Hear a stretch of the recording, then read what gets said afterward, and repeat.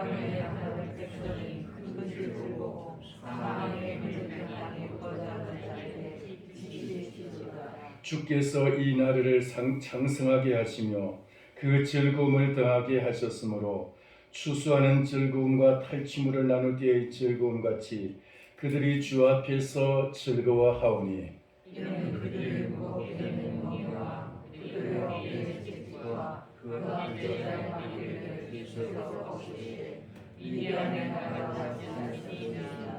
어지러이 싸우는 군인들의 신과 피 묻은 겉옷이 불에 석같이 살라지리니 이는 하나님과 우리에게 낳고 하나님을 우리에게 주신 바 되었는데 그의 어깨는 총사람이었고 그의 이름은 기묘자라 보호자라 전능하신 하나님이라 영원하신 아버지라 평강의 왕이라 할 것이라. 같이 있습니다. 그 정사와 평강에 더함이 무궁하며 또 다윗의 왕좌와 그의 나라에 군림하여 그 나라를 굳게 세우고 지금 이후로 영원히 정의와 공의로 그것을 보존하실 것이라. 만군의 여호와의 열심히 이를 이루시리라. 아멘. 기도하겠습니다. 살아계신 하나님 아버지, 이 시간 주님께서 종을 세우셔서 이 말씀을 깨어나게 하셨사오니 종을 주님께서 주님의 도구로 써주시어서 하나님의 말씀을 가감없이 선포하고 증거할 수 있도록, 그래서 우리의 영혼이 그 말씀으로 깨어나게 하여 주옵시고 죽은 영혼 살아나며 병든 영혼 치유받으며 어리석은 영혼 지혜로워지며 하나님 앞에서 약한 자 강해지는 놀라운 생명의 말씀이 되게 하여 주옵소서. 이 말씀으로 주님께서 성령의 기름 부음이 있게 하여 주옵소서. 예수님의 이름으로 기도하옵나이다. 아멘. 할렐루야. 우리 주 예수 그리스도가 이제 탄생하신 지 그 2000년이 되었는데 주님께서 오시기 이전과 이후 그 삶의 주님의 그 오심에 대해서 말씀하신 것이 오늘 우리가 읽은 성경 말씀입니다. 이 말씀을 우리가 듣고 이 말씀처럼 우리의 삶 속에서도 새로운 적용이 이루어지기를 소원합니다. 예수 그리스도, 그분이 오실 때 이 세상은 어떤 세상이었느냐, 그것을 여기 이 성경에 말씀하고 있습니다.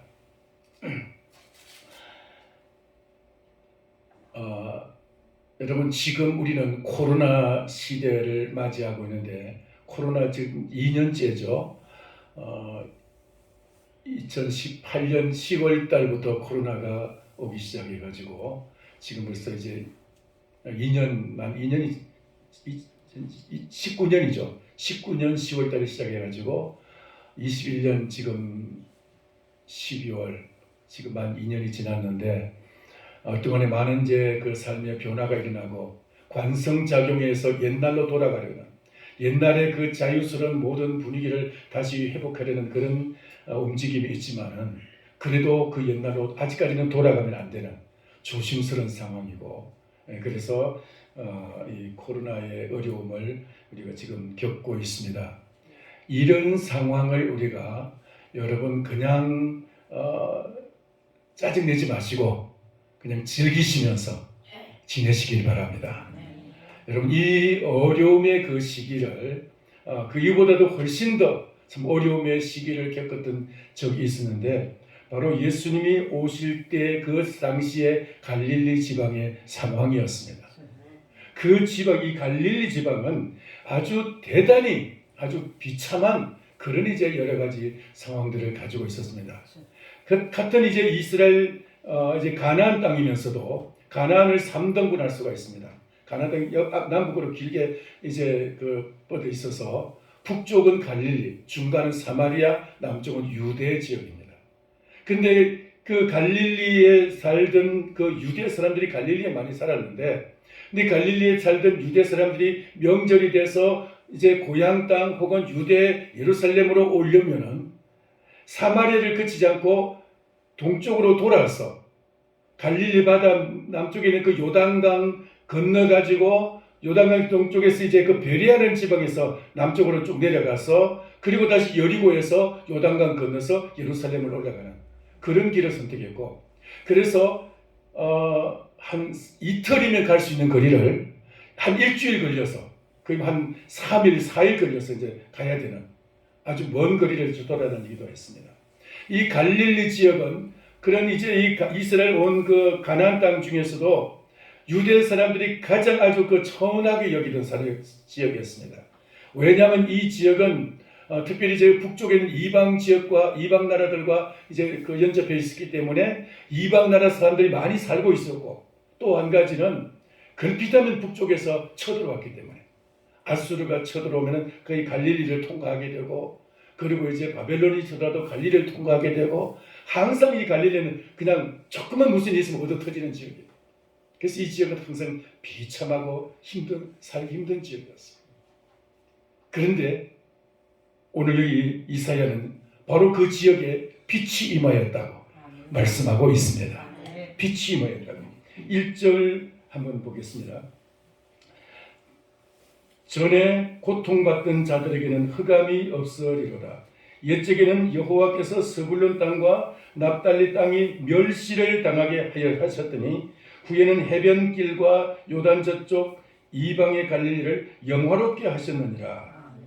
이 멸시받던 이 땅, 이 고통받던 이 땅을 하나님께서 영화롭게 하시느니라. 이 지적은 뭐냐? 이방의 갈릴리라고 하죠. 이방의 갈릴리. 그래서 이방인들이 늘 와가지고 살기도 하고 약탈해 가기도 하는 그런 지역이었어요. 그래서 이 갈릴리라는 이 지역은 살기 사실 참 아주 그 모욕적인 그런 지역이었어요.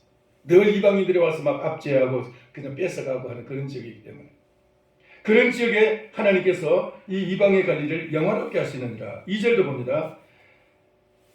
흑암에 행하던 백성이 큰 빛을 보고 사망의 그늘진 땅에 거주하던 자에게 빛이 비치도다.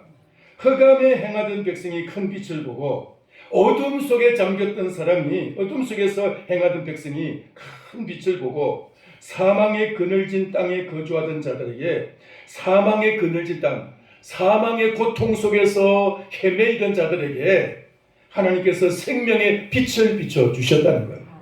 할렐루야.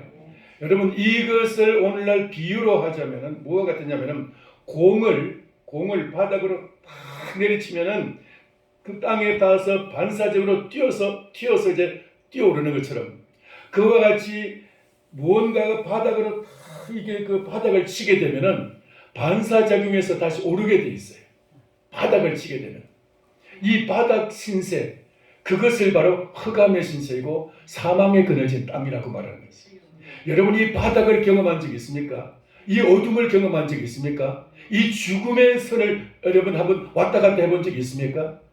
만약에 그런 경험을 했다면 그 사람은 인생을 보는 눈이 달라지게 돼 있어요. 죄송합니다. 저도 2번 그걸 경험했어요. 초등학교 2학년 때 장티푸스를 걸렸는데 한 달 동안 고열에 시달리면서, 한 달 동안 고열에 시달려가지고 아주 참 그 고통스럽게 그냥 왔다 갔다 했죠. 그냥 그 죽는지 사는지 모를 정도로 그냥 왔다 갔다 하는 그런 상황에서 한 달을 고통을 스러웠는데, 근데 놀랍게도 제가 그 이전에보다도 그 한 달 그 고통을 지나고 나서 죽음의 선을 넘고 나서 장티푸스를 해서 그러면서 머리가 더 좋아졌어요. 그때부터 이제 막 학교 성적이 오르기 시작하는데 2학년 말 3학년 되면서 전교 1등하고 이제 막 그렇게 이제 공부를 잘하게 되고 그러더라고요. 그리고 또 한 번 경험을 했는데, 그게 군대 가기 한 2년 전인가 농약에 오염된 적이 있었어요. 농약에 그 오염돼가지고 참 그 죽을 고비를 넘겼는데, 뭐 완전히 이제 그 혼수 상태 가지고 한 2, 3일 동안 그 완전히 그 죽는 것 같은 그런 이제 그 고통 속에서 한 2, 3일 지내고 막 하면서 고통을 지냈는데, 그러면서 또 역시 한 달 정도 그런 이제 고비를 넘겼는데, 그리고 나서 또 막 머리가 맑아지는 거예요. 그리고 나서 죄송합니다. 그때 머리가 지금 없어요. 지금은 오히려 그 금식하면서 막 굉장히 그 뇌에 이제 손상을 받아가지고 그때 그 총명함을 잊어버리고 말았는데, 하여튼 그 죽음의 고비를 넘긴 사람은요, 무엇도 두렵지 않습니다. 아무것도 두렵지 않습니다. 어떤 죽음에서도 어떤 어둠도 두려움이 없어요. 뭐 곰이 오더라도 뭐 곰이 와서 덤빌때도 그냥 그렇게 두렵지 않을 것 같아요. 뭐 호랑이 나타나도 두렵지 않을 것 같아요. 왜? 죽음을 경험해 봤기 때문에. 그러니까 죽음에 대한 고통, 죽음에 대한 두려움 별로 없어요. 왜? 나는 이미 죽음에 대한 그 맛을 봤기 때문에. 근데 그런 바닥을 친 사람이 그때 참 내가 아쉬웠던 건 그때 예수님을 만났어야 되는데 그때 예수님을 만났으면 정말 그것이 정말 인생에서 최고의 전환점인데 할렐루야. 근데 바로 갈릴리 사람들은 그러한 그 어둠의 시기에 흑암의 시기에 우리 주님의 빛이 거기 임했다는 거예요. 할렐루야. 바로 여러분 지난 그 다니엘 기도에 참석하신 분은 알 겁니다. 다니엘 기도의 그 간증자들 대부분들이 거의 다 이 죽음의 그 고비 속에서 그런 이제 그 칠흑 같은 어둠 속에서 마치 그 터널 속에서 이제 아무것도 이제 그 잡을 수도 없고 보이지도 않는 그런 상황 속에서 큰 빛을 본 것처럼 예수님을 만나게 되고 예수님으로 해서 그들 인생이 확 피게 되는 거예요. 할렐루야. 여러분 인생에 지금 어떤 어려움이 있습니까? 고난이 있습니까? 즐기시기 바랍니다. 그 고난이 내가 더 밝은 빛을 붙잡을 수 있는 기회인 줄 믿으시기 바랍니다. 여러분이 어떤 고난 때문에 내 인생이 망하는 거 아니에요. 질병이 나를 망하게 하는 거 아니에요. 여러분 가난이 나를 망하는 게 아니에요. 그런 어떤 그 고난 속에서 절망 속에서 그 어둠 속에서 사망의 그늘 진 곳에서 예수 그리스도를 만날 때 그 인생이 새로운 영광스러운 삶을 체험하게 될 줄 믿습니다. 할렐루야. 오늘 주님은 우리에게 그 말씀을 여기 하고 있는 거예요. 이 어둠 속에 잠겼던 이 백성들에게 하나님께서 큰 빛이 영광의 빛이 임했다는 거예요. 그 영광의 빛이 임하고 나서 그들에게는 큰 기쁨이 찾아오는데 그 기쁨을 이사야 선지자는 3절에서 두 가지를 표현하고 있어요. 그 기쁨을 3절에 보면 이렇게 말합니다. 주께서 이 나라를 장성하게 하시며 그 즐거움을 더하게 하셨으므로 추수하는 즐거움과 탈취물을 나눌 때의 즐거움 같이 그들이 주 앞에서 즐거워하오니. 여러분 장성하게 하고 그 나라를 장성하게 하고 그 즐거움을 더하게 하시는데 여러분 이 한 인생도 이 어둠 속에서 절망의 자리에서 사망의 그 고통에서 예수 그리스도를 만나게 되면은 주님께서 그곳에서 그 빛을 주시는데 그 빛에서 그 인생이 장성하게 되고 남들이 부러울 창 번성할 성자예요. 그러니까 남이 부러워할 정도로 번성하게 된다는 거예요. 할렐루야. 예수 그리스도가 임하시게 되는 그런 역사가 나타나는 줄 믿습니다. 여러분 우리가 아직까지도 뭔가 별 볼 일 없어 보이고 아직도 내가 뭔가 좀 끌적지근한 그런 삶을 살아가고 있다면 아직도 그 바닥을 경험하지 못해서 그래요. 바닥에서 예수님을 만나지 못했기 때문에 내가 뭔가 그래도 좀 뭐 살 것 같고 기대할 게 있고 내가 좀 예수님 없어도 뭐 다른 거 뭐 없어도 내가 좀 그래도 버틸 만한 힘이 있기 때문에 예수님 없어도 버틸 만한 힘이 있기 때문에 아직도 주님을 그렇게 강력하게 만나지 못하고 있는 거예요. 바닥에서 예수님을 만난 사람은 그 철벽 같은 어둠에서 주님을 만난 사람은 정말 이 번성하는 역사가 장성하는 역사가 있을 줄 믿습니다. 그리고 또 즐거움을 주시는데 이 즐거움은 어떤 즐거움이라고요? 즐거움을 주시는데 두 가지를 얘기했어요. 추수하는 즐거움과 전리품을 나누는 탈취물을 나누는 즐거움. 추수의 즐거움과 여러분 봄과 여름 동안 그렇게 땀 흘려서 가꾼 곡식을 추수할 때의 그 즐거움. 농사 짓는 사람은 아실 거예요. 그 즐거움 같이 우리 부추하시는 분이 이거 배 가지고 그걸 다 묶어 가지고 추수할 때 얼마나 즐거우시겠어요? 그 즐거움. 그 가꿀 때는 힘들어도 그 즐거움. 추수의 즐거움과 탈취물을 나누는 전리품을 나누는 이 즐거움이 여러분 인생의 최고의 즐거움이라고 이사야는 지금 말하고 있어요. 그 즐거움, 이 비유가 오늘날은 물론 너무나 다양한 사이고 너무나 사이가 세분화되어 있기 때문에 그보다도 더 다른 또 즐거움들이 많이 있지만은 고대 시대의 단조로운 고대 시대는 그게 대표적인 즐거움이었어요. 이런 즐거움이 이제 그 바닥에서 예수님을 만난 사람, 어둠에서 예수님을 만난 사람, 인생의 절망의 자리에서 예수님을 만난 사람은 이런 즐거움을 경험하고 앞으로 계속해서 누리게 될 줄 믿습니다. 그러니까 이 갈릴리 사람들은 예수님 오시기 전에 바로 그런 삶을 살았다는 거예요. 온 가나안 땅 전체가 다 정말 그 로마의 지배를 당하고 있었고, 거기다가 헤롯 왕, 헤롯이라는 사람은 이 이스라엘 백성이 아니고 에서의 후손 아닙니까? 그래서 이둠의 에돔 족속이라고 해가지고 에서의 후손인데, 근데 이런 이 이스라엘 백성들이 이 에서의 후손인 이 에돔 족속을 굉장히 아주 뭐랍니까? 짐승 같은 사람들로서 아주 무시하다시피 했어요. 그래서 그렇게 했는데, 그런데 이 에돔 족속인 헤롯 왕이 황제로부터, 로마의 황제로부터 이 가나안 땅을 다스리는 왕권을 받아가지고 와서 나라를 다스리는데, 이 이스라엘 백성들이, 유다 백성들이 아주 그게 자존심 상하는 거예요. 그런 시기였어요. 그리고 이 갈릴리는 특별히 그 중에서도 아주 그냥 유대와 이 전 세계에서도, 전 지역에서, 주변에서 아주 무시당하던 사람들. 옛날에 우리나라, 여기 혹시 그 함경도 출신 계시는지 모르겠지만 여기 안 계시죠? 함경도 사람들은 이 한양에 와서 조정에서 벼슬을 할 수가 없었어요. 왜냐하면 홍경래 난 이 또 뭐지? 역사 공부 안 해왔어? 또 이제 무슨 난이 있었죠?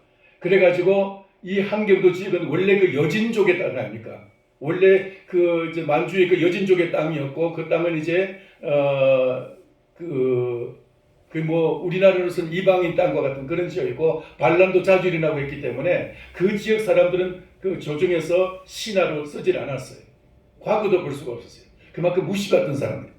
그와 같이 이 갈릴리 지역은 그렇게 무시당하는 곳이었어요. 그러니까 조정에서도, 정부에서도, 혹은 또 이제 이 유다 지역에서도 무시당하고, 자기 나라에서도. 그리고 뿐만 아니라 그들은 늘 이제 저 나라, 이 나라, 저 나라에서 얻어맞고, 이제 쥐어 터지고, 빼앗기고, 찢겨지는 그런 지역이었기 때문에, 이런 곳에서 예수 그리스도가 탄생하시고, 예수님이 이 예루살렘에 가서 사역을 하신 것이 아니고 이 갈릴리 지역에서 사역을 하셔요. 가버나움을 중심으로 해가지고 성교 공부를 두시고, 그리고 이제 그것이 3년을 지내면서 절기 때문에 예루살렘에 올라가세요. 그래서 이 갈릴리 지역이 예수 그리스도 때문에 이 갈릴리 지역은 전 세계 역사 속에서 아주 유명한 지역이 됩니다. 유다 사람들은, 이스라엘 백성들은 그냥 예수님을 나사렛 예수라고 부릅니다. 나사렛 예수라는 말은 한 동네예요. 나사렛에는 동네, 예수님이 나사렛 동네 출신이다 이런 뜻인데, 그냥 전 세계 사람 나사렛은 몰라요. 어디가 어딘지. 그래서 갈릴리 사람 하면은 예수님을 알아요. 갈릴리 사람. 그 갈릴리 사람. 그러면 이제 바로 예수님을 의미하는 거예요. 그래서 이 갈릴리라는 말은 전 세계 사람들이, 당시 세계를 다스리는 로마 제국에서 그 갈릴리 사람 하면은 예수님을 상징하는 거예요. 예수님은 그래서 이 로마 제국에서 예수님 때문에 이 갈릴리 지역은 아주 유명한 지역이 되었어요.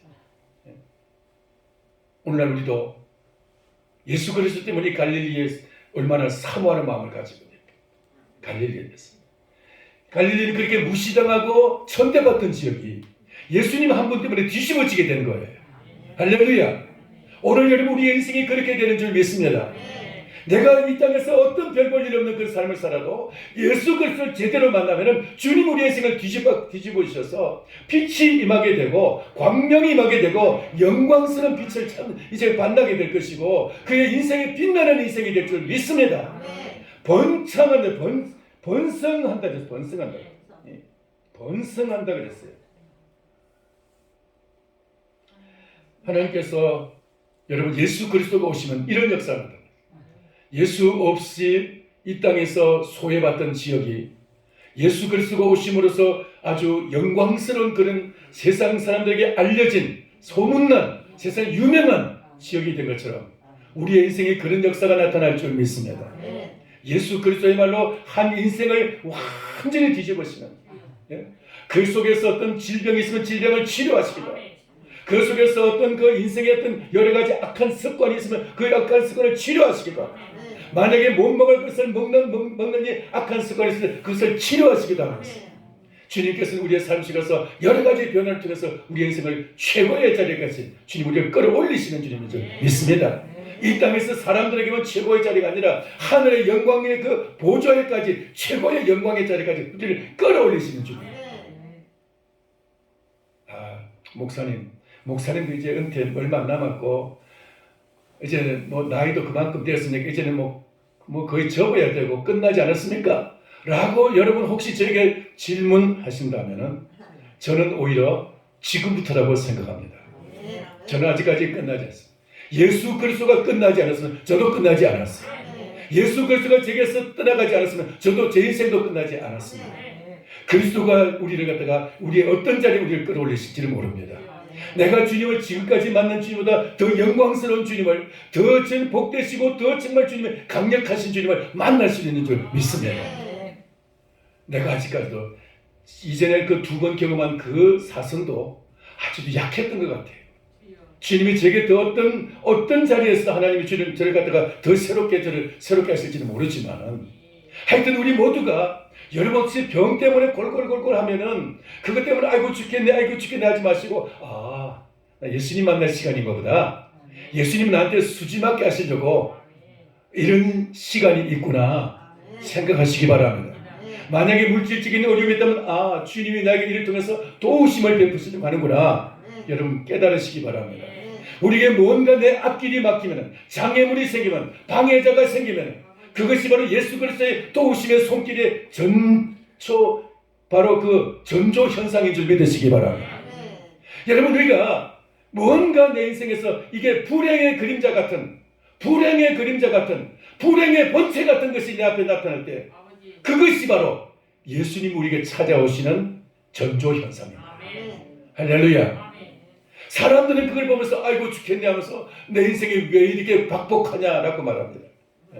그러나 그것이 바로 예수님 우리를 뒤집으실 기회라는 거예요.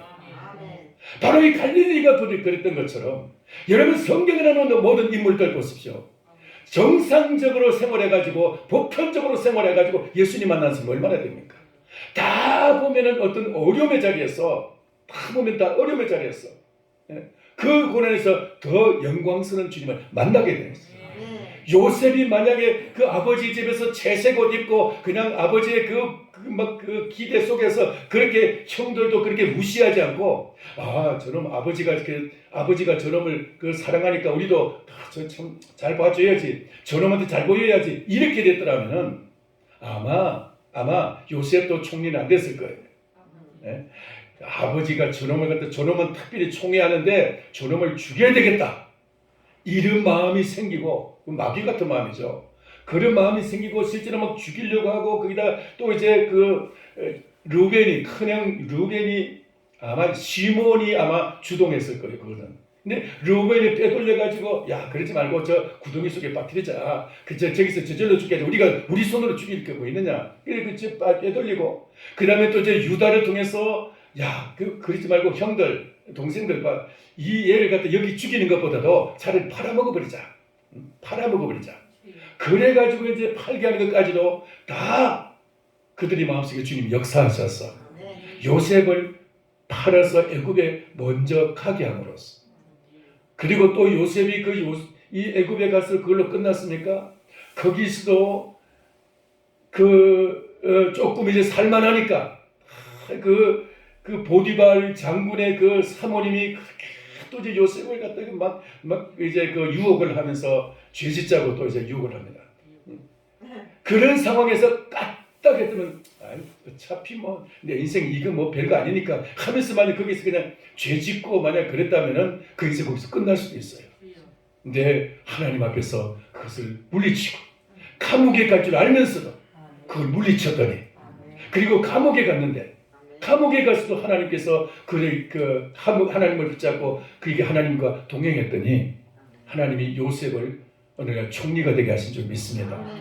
오늘 여러분 요셉은 우리의 모든 인생의 하나의 표대이고 예수님의 그림자 같은 사람. 오늘 여러분 요셉은 그렇게 그 절망의 자리에서 인생의 바닥을 팍팍 기면서 인생의 바닥을 죽음의 자리를 통과할 때 하나님께서 그를 만나주시고 그에게 함께 해주시고 그의 인생길에 갖다가 최고의 단기간 동안에 총리 훈련을 시켜주셔서 애굽의 총리 아니라 전 세계에 살리는 총리가 된 줄 믿습니다. 여러분 성경에서 다윗은 어떻습니까? 내게 왕이 되게 한다고 기름을 붓고 나서 그때부터 오히려 고난이 시작이 되죠. 사울 왕이 그를 죽이겠다고 3천의 군사를 풀어가지고 나를 이제 계속 찾아다니고 쫓아다닙니다. 그런 상황 속에서 다윗이 지은 시들이 시편이고 사무엘하 아닙니까? 여러분 이런 상황 속에서 다윗은 그 고난 속에서 그 고난을 통과하면서 주님에 대한 하나님에 대한 그 믿음이 더 강건해지기도 하고 더 확실해지게 된 줄 믿습니다. 오늘 우리는 인생의 바닥을 경험하지 못해가지고 아직도 내가 너무 이렇게 이 밑바닥을 경험하지 못했기 때문에 우리가 아직까지도 그 영광의 자리에도 아직 못 올라갔습니다. 그러니까 이만큼 된 것도 감사하시고 우리가 지금 이 자리에 있는 것도 감사하시고 더 내려가도 감사하고 할렐루야 더 하나님 우리를 끌어올리셔도 감사하고 평안하게 하셔도 감사하지만 고단하게 하셔도 감사하고 어려움을 주셔도 감사하고 장애물을 주셔도 감사하고 내게 고통이 오고 질병이 오고 그래도 우리가 감사할 것은 주님이 그걸 통해서 더 내게 새롭게 더 강력하게 만나주실 줄 믿기 때문에 할렐루야 이것이 예수님의 약속입니다.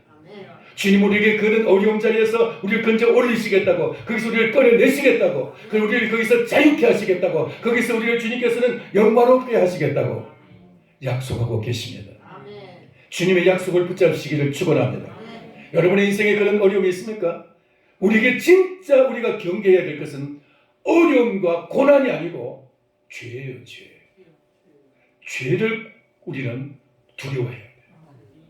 죄가 우리로 하여금 하나님께서 멀리하게 되고 죄로 인해서 우리는 오히려 우리의 인생을 그 기쁨을 상실하게 되고 우리의 인생의 진정한 영광을 상실하고 그냥 그 죄에 질질 끌려가는 그런 인생이 생깁니다.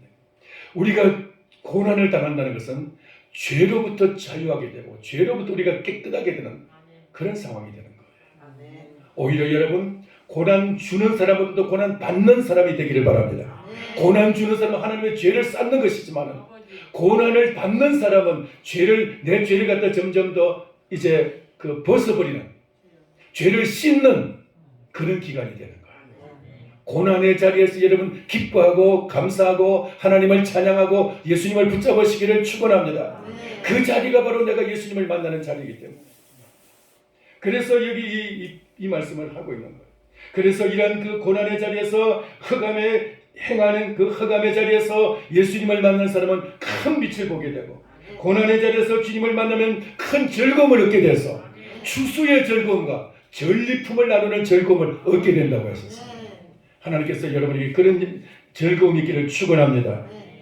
그리고 나서 4절에 보면은 이는 그들이 무겁게 맨 멍에와 그들의 어깨의 채찍과 그 압제자의 막대기를 주께서 꺾으시되 어깨에 무겁게 맨 멍에와 그들의 어깨의 채찍과 압제자의 막대기를 이게 뭡니까? 지금은 그 사회가 어느 정도 질서가 잡혀가지고 질서가 있어서 나라의 공권력이 이제 질서를 잡아주기 때문에 사회가 발달되는 사회일수록 공권력이 그 질서를 잡아가지고 약한 사람들도 그래도 살아가게 되죠. 그리고 그 약자들에게도 그 정부의 혜택이나 어떤 공급을 통해 가지고 살아갈 수가 있게 되는데 고대 사회에서는 약자는 그냥 죽어야 되는 거예요. 약자는 강한 자만 살아남게 돼 있었어요. 고대 사회에서. 그래가지고 이 4절의 말씀같이 이제 그 전쟁을 해가지고 지게 되면은 그 전쟁의 성전국에서 그걸 갖다가 막 압제하기 시작하는데 그러면 이제 막 그 가을에 오면 추수한 걸 다 걷어가 버리고 그 짐승 키워놓으면 짐승 좀 괜찮다 싶으면 다 끌어가 버리고 짐승 끌어가 버리고 그리고 하여튼 또 사람도 좀 쓸만하다 싶으면 끌어가 버리기도 하고 사람도 그래서 하여튼 좀 괜찮은 것을 다 끌어가는 거예요. 다 끌어가. 그래가지고 살 수가 없어. 그것이 바로 이 무겁게 맨 멍에와 어깨의 채찍과 앞제자의 막대기를, 그런데 이것을 예수님이 오시면, 주님을 만나면 주님께서 그것을 꺾어버리신다 그랬어요. 주께서 꺾으시되, 따라서 주께서 꺾으시되, 인생의 어떤 멍에, 인생에 해당하는 어떤 그 채찍도 주님께서 꺾어버리시는 줄 믿습니다. 예수 그리스도야말로 우리에게 찾아오셔서 모든 우리의 멍에를 꺾으시고 우리의 모든 채찍을 꺾으시고, 그렇게 주님은 우리를 꺾으시는데 뭐와 같이 한다 그러느냐? 미디안의 날과 같이 하셨습니다. 미디안의 날과 같이. 기드온을 여러분 아십니까? 사사기 6장 이하에 보면은 기드온 시대에 미디안 족속이 와가지고 이스라엘을 앞세우면서 조금 전에 말씀드린 것처럼 양을 키워놓으면 양을 잡아가고, 염소 잡아가고 그냥 짐승도 다 잡아가는 거예요.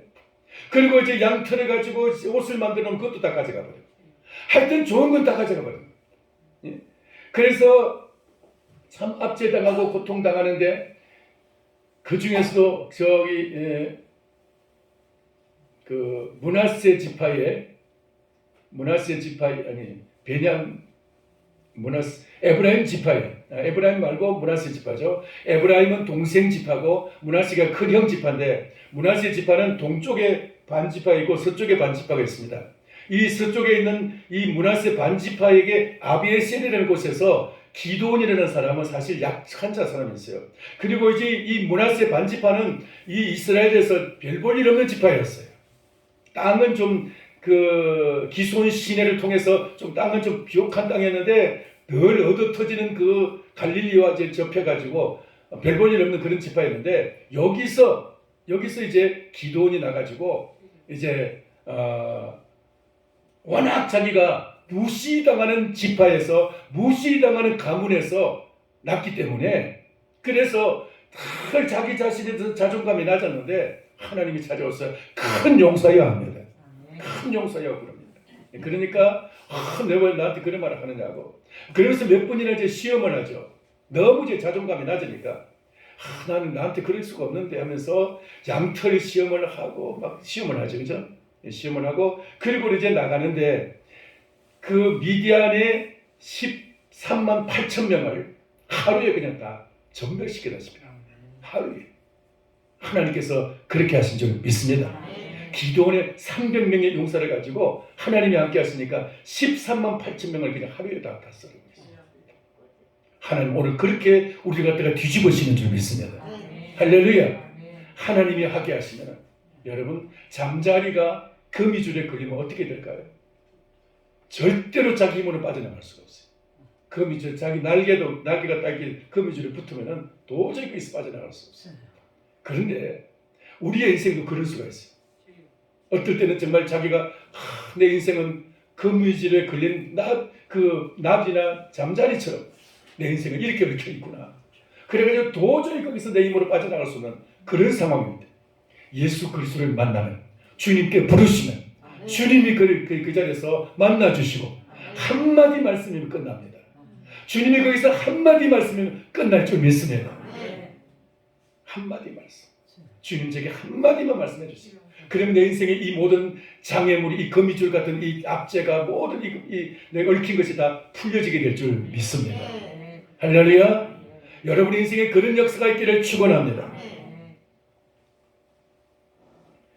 자, 그렇게 되는 것은, 그렇게 되고 5절에도 보면은 어지러이 싸우는 군인들의 신과 피 묻은 그 도시 불에 섭같이 살라지니.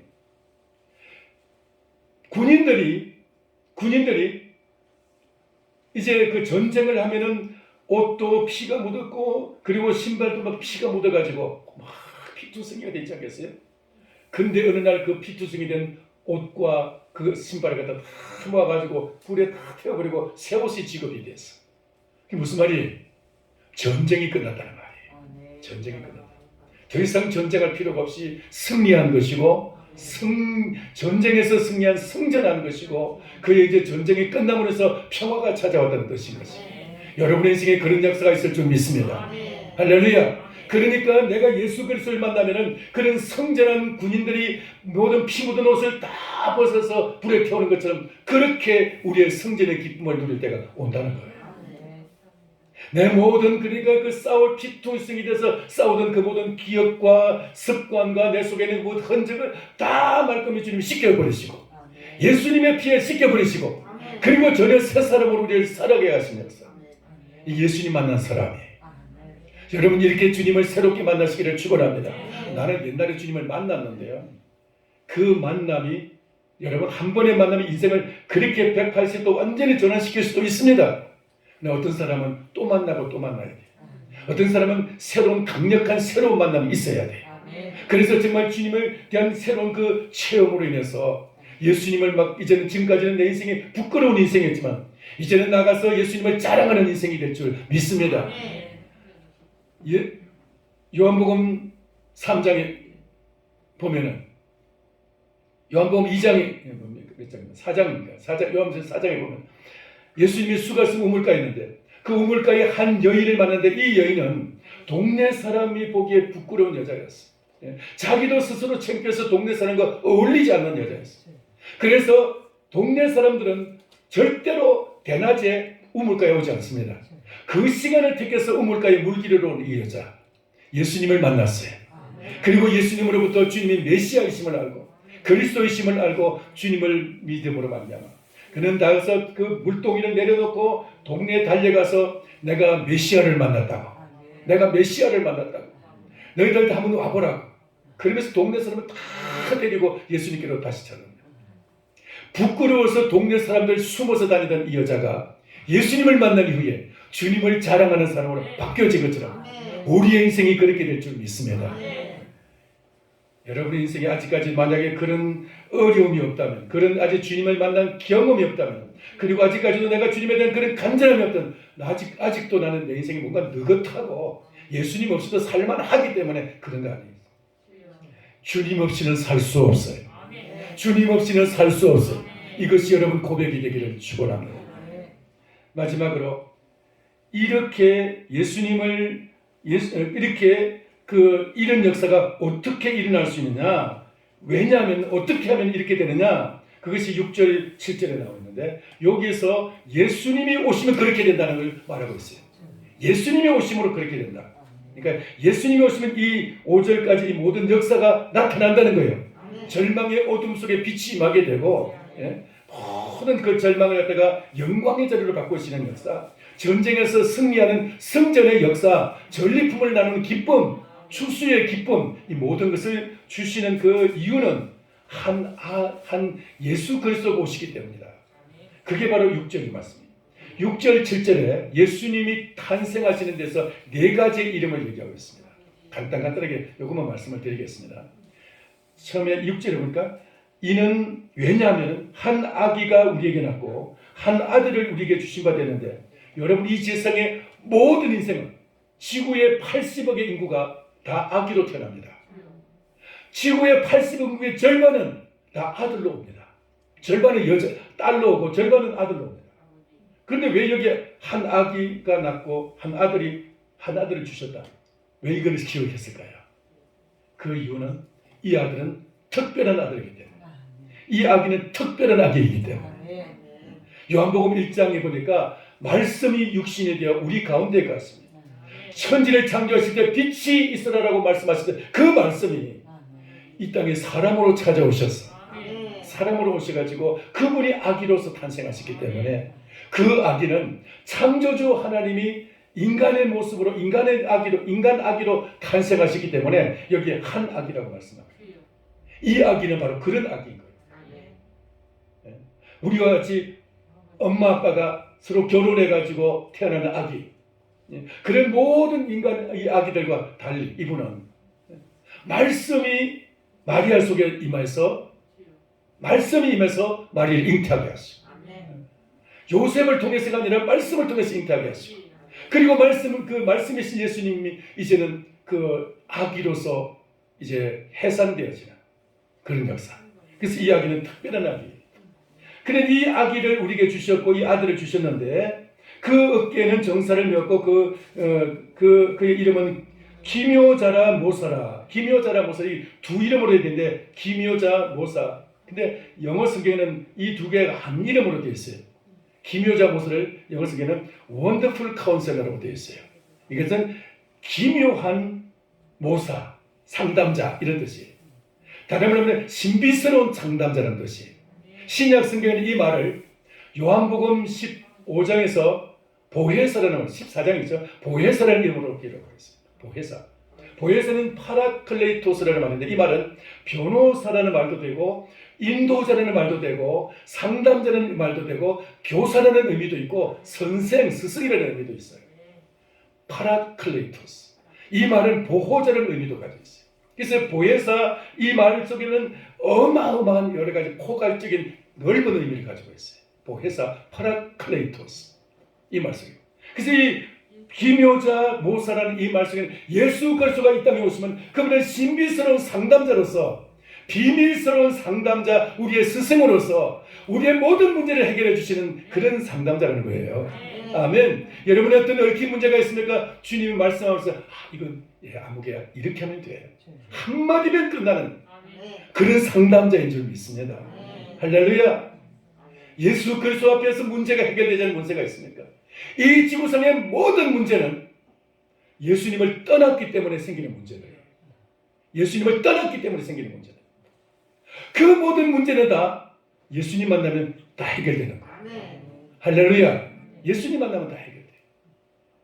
이 세상의 어떤 문제들도 예수님을 능가할 수는, 예수님이 해결하지 못할 문제는 없어요.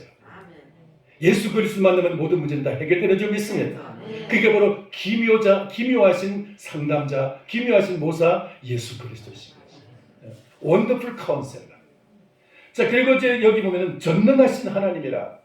바로 한 아기로 오신 그분이 바로 전능하신 하나님이 아기로 오셨다. 이 말이죠. 그리고 뭐라고 했습니까? 영존하시는 아버지라. 영존하시는 건 everlasting이라는 뜻인데 영어로 영원히 존재한다는 뜻이에요. 끝이 없다는 뜻이에요. 끝이 없는 영원히 존재하는 단절이 없는 영원하신 아버지다. 영원히 존재하시는 아버지다. 그리고 평강의 왕이라 할 것이나 평강의 왕. 이 네 가지 이름.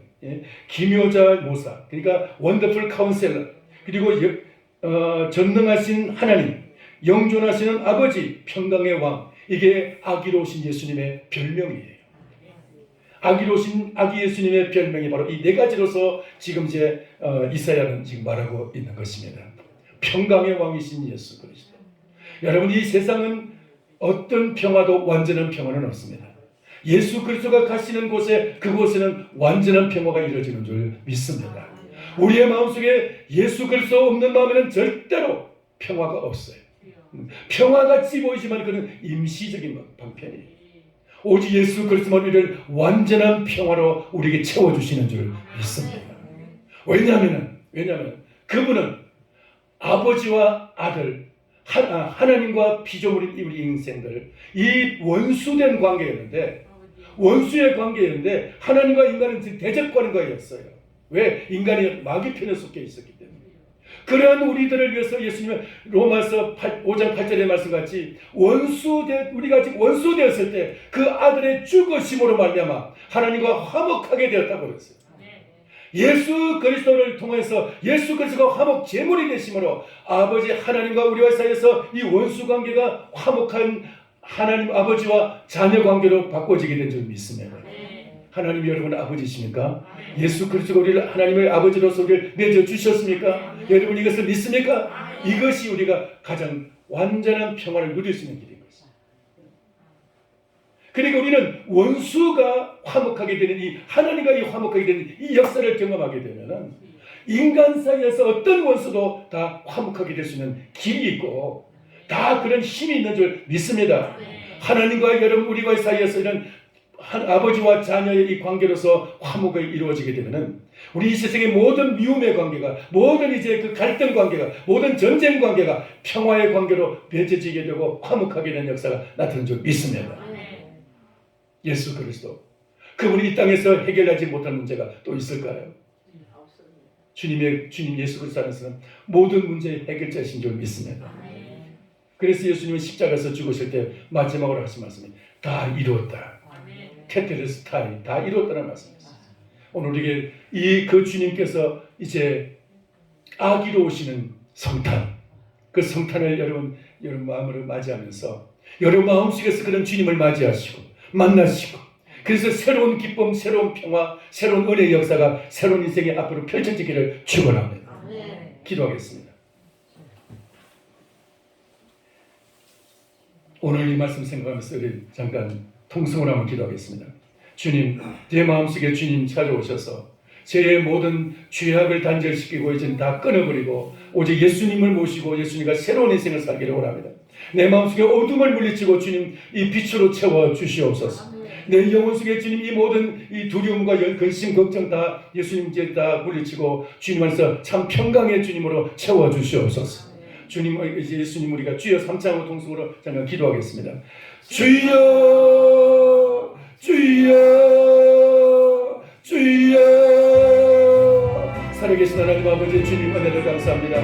하나님 아버지 우리 주님께서 예수 그리스도 이 중에서 우리에게 이렇게 하나님 아버지 우리의 인생을 구원하시고 우리의 인생의 모든 것을 변화시키기 위해서 우리가 풍성한 삶을 경험하게 하시고자 우리에게 찾아오셔서 이 은혜를 주신 것을 감사합니다. 하나님 아버지 흑암의 안전 이 갈릴리를 준 영광스럽게 하신 것처럼 갈릴리를 영광스러운 땅으로 만드신 것처럼 우리의 인생도 그렇게 변화시켜 주시옵소서. 천대받는 인생이 영광받는 인생으로 변화시켜 주시옵소서. 예수님 우리 인해서 우리의 인생에 하나님 이런 놀라운 변화의 역사가 나타나게 해주시옵소서. 하나님 아버지 참 아버지에서 저는 하나님 아버지 우리 주님께서 역사에서 고통받는 한나가 주님 아버지에서 하나님을 만남으로써 그의 인생에 변화가 온 것 같이 우리에게도 그런 역사가 나타나게 하여 주시옵소서. 주님 아버지 하나님의 고통받는 하나님의 요셉이 하나님으로 인해서 주님 그의 인생이 변화되어서 애굽의 총리가 된 것처럼 우리에게도 그런 변화가 오게 하여 주시옵소서. 아버지 구약 이 성경의 모든 인물들이 이것이 어둠 속에서 빛으로 예수 그리스도를 만남으로써 이 아버지 저의 인생이 변화된 것처럼 주여 주님을 만나기를 원합니다. 주여 예수님 만나기를 원합니다. 우리의 인생을 변화시켜 주시옵소서. 변화시켜 주시옵소서. 주님 역사하여 주시옵소서.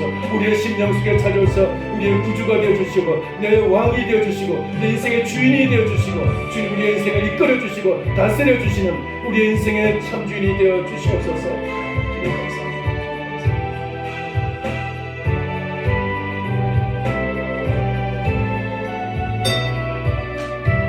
살아계신 하나님 아버지 우리 주님께서 저희들에게 우리의 인생을 이렇게 변화시키셔서 천대받는 인생을 존귀한 인생으로 바꾸시고자 주님 이 땅에 주님 참으로 주님 소외받고 주님 외로운 인생을 주님 부르셔서 이렇게 하는 영광스러운 인생으로 참으로 아름다운 인생으로 주님 바꾸시고자 찾아오신 주님, 주님께서 우리에게 죄악된 인생을 참으로 주님께서 의로운 인생으로 하나님과의 화목의 인생으로 바꾸시고자 찾아오신 주님 은혜를 감사하며 오늘 우리 주님 마음속에 모시고 참으로 우리 주님을 나의 인생의 주인으로 모시고 예수님처럼 살기를 원합니다. 주여 우리의 인생에 들어오셔서 우리의 인생의 참 주인이 되어주시고 우리 자신이 주인 노릇 안 하고 이제는 예수님을 주인으로 삼으신 참 주인 이제 예수님을 모시고 사는 저희들 되게 하여 주시옵소서. 예수님의 이름으로 기도하옵나이다. 아멘.